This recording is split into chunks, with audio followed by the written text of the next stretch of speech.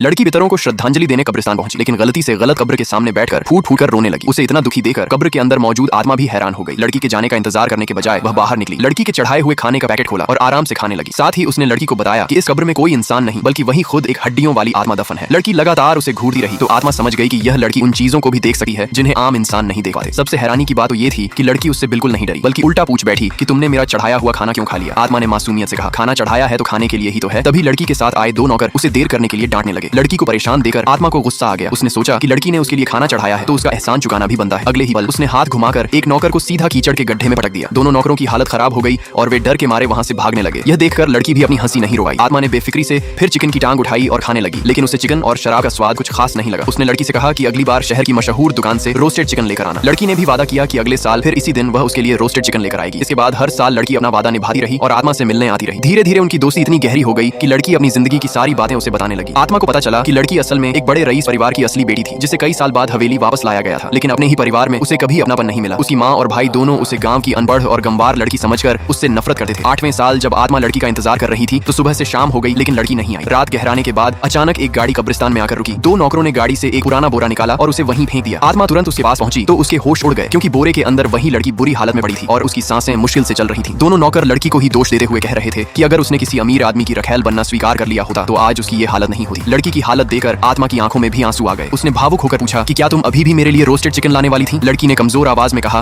कि मैं अपना वादा नहीं भूली थी, बस उन्होंने मुझे बंद कर रखा था, इसलिए बाहर नहीं आ पाई। फिर लड़की ने अपनी आखिरी ताकत जुटाकर कहा कि वह अपनी जिंदगी आत्मा को देना चाहती है ताकि वह दोबारा इंसानी रूप में लौट सके। आखिरकार इस दुनिया में वही एक ऐसी थी जिसने लड़की को बिना किसी स्वार्थ के प्यार और अपनापन दिया था। बदले में लड़की बस यही चाहती थी कि अगले जन्म में उसे किसी साधारण परिवार में जन्म मिले, जहां वह बिना किसी लालच और नफरत के शांति से अपनी जिंदगी जी सके। इसी तरह आत्मा ने लड़की की जिंदगी की कीमत पर दोबारा इंसानी दुनिया में लौटने का फैसला किया। लाइक सब्सक्राइब कर देना, भगवान आपको बहुत खुशी देगा।